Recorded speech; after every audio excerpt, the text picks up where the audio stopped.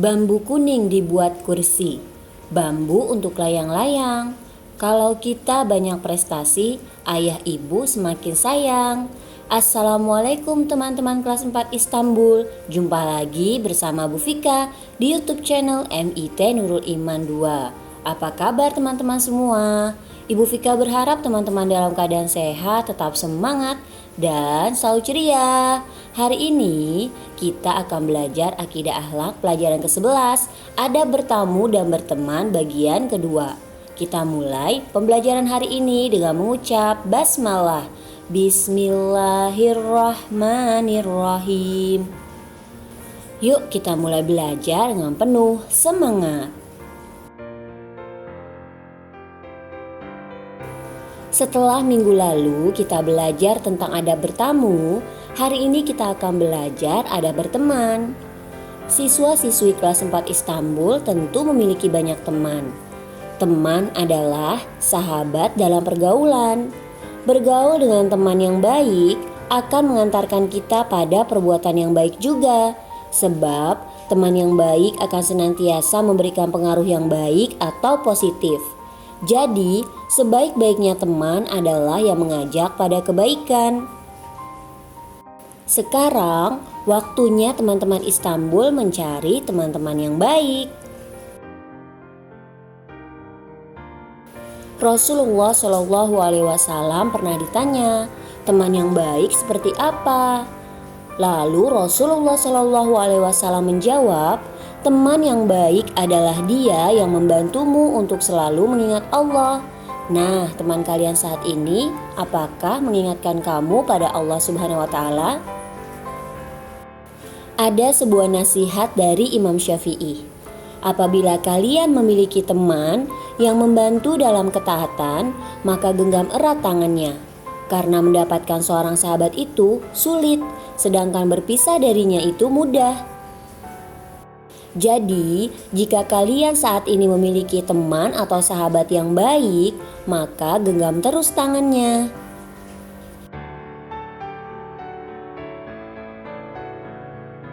Sekarang kita akan masuk ke adab berteman. Yang pertama, menunjukkan rasa gembira ketika bertemu. Hal ini menjadi salah satu tanda pertemanan yang baik. Orang-orang yang bermusuhan cenderung saling membenci ketika bertemu sehingga lebih sering menghindar dari pertemuan. Jadi jangan lupa tersenyum ya. Mana senyum teman-teman kelas 4 Istanbul? Adab berteman yang kedua adalah mendahului mengucapkan salam. Seorang teman tidak akan sungkan untuk mendahului dalam mengucapkan salam. Salam merupakan doa ya teman-teman. Assalamualaikum teman-teman kelas 4 Istanbul.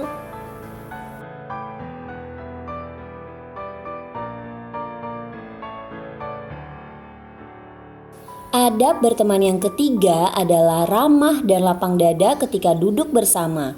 Jadi, hal-hal yang hilaf atau salah akan cenderung mudah untuk dimaafkan karena kita tidak ingin pertemanan menjadi renggang.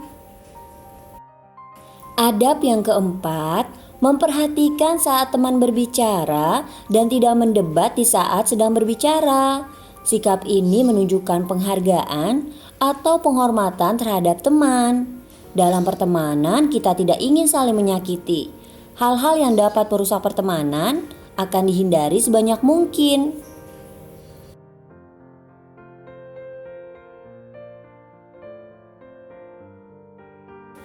Adab yang kelima, menceritakan hal-hal yang baik, bukan menceritakan hal-hal yang bisa menimbulkan rasa malu, tersakiti, atau menyinggung perasaannya. Jika hal seperti ini bisa dijaga dengan baik, tentu hubungan pertemanan akan langgeng dan terjaga dengan baik. Jadi pertemanannya bisa sampai dewasa nanti. Adab yang keenam, tidak memotong pembicaraan dan memanggilnya dengan nama yang disenangi. Memotong pembicaraan teman tanpa alasan yang kuat bisa berarti tidak menghormatinya. Nah, hal seperti ini harus kita hindari agar menjaga hubungan baik dengan teman. Kemudian, saat memanggil teman, kita harus memanggilnya dengan nama yang disenangi atau nama yang baik. Misalnya saat bertemu dengan Kia. Hai Kia yang baik hati, apa kabarmu? Atau bisa juga, hai Wira yang solih, gimana tugas matematikanya? Sudah selesai belum ya? Ali bin Abi Thalib memberi nasihat. Seorang teman sejati adalah dia yang memberi nasihat ketika melihat kesalahanmu dan dia yang membelamu saat kamu tidak ada. Demikianlah adab seorang teman. Apabila adab ini dapat kita praktekkan dengan baik, tentu hubungan antar teman akan terus berlanjut dengan baik. Pertemanan yang baik bukan hanya saat ini saja, tapi juga sampai nanti dewasa. Bukan hanya di dunia, tapi juga sampai ke surganya Allah. Amin, amin ya robbal alamin. Selanjutnya kita akan dengarkan kisah persahabatan Rasul dengan Abu Bakar. Selamat menyimak. Saat itu Rasulullah Shallallahu Alaihi Wasallam masih bersedih setelah pamannya dan istri tercintanya wafat. Kesedihan ini dimaknai lain oleh para pemuda kafir Quraisy. Mereka merasa memiliki kesempatan untuk menyakiti Nabi Muhammad SAW usai dua orang pendukung utama dakwahnya, yaitu paman dan istrinya yang sudah meninggal dunia. Pada suatu malam, Rasulullah menyelinap keluar bersama Abu Bakar. Orang-orang Quraisy masih mengira jika Rasulullah masih tertidur di dalam rumah. Padahal yang berada di rumah adalah Ali bin Abi Thalib yang dengan rela menggantikan Rasulullah di tempatnya. Rasulullah dan Abu Bakar menjauh meninggalkan Mekah menuju persembunyiannya. Sedangkan orang-orang Quraisy telah jauh kehilangan jejak mereka berdua. Namun mereka tetap berusaha untuk menemukan Rasulullah. Mereka melihat jejak kaki yang dianggap sebagai jejak kaki Rasulullah dan Abu Bakar. Rasulullah kemudian naik ke Bukit Sur untuk masuk ke dalam gua kecil. Sebelum masuk ke gua, Rasulullah melihat kota Mekah dari kejauhan. Pancaran lampu-lampu kota Mekah terlihat indah. Rasulullah serasa tak rela meninggalkan tanah kelahirannya itu. Rasulullah berkata dalam hatinya, "Alangkah indahnya kau negeriku, kaulah tumpuan cintaku. Seandainya aku tak diusir oleh kaumku, aku tidak akan rela meninggalkanmu Mekah." Begitulah Rasulullah sangat mencintai kota Mekah. Rasulullah dan Abu Bakar pun masuk ke dalam gua. Mulut gua itu sangat sempit, hanya bisa dilewati oleh satu orang. Sebelum Rasulullah masuk, Abu Bakar terlebih dahulu memastikan keamanan gua. Dia tidak ingin Rasulullah disakiti hewan-hewan berbisa di dalam gua. Setelah aman, Abu Bakar mempersilakan Rasul masuk ke dalam gua. Orang-orang Quraisy masih sibuk mengikuti jejak kaki.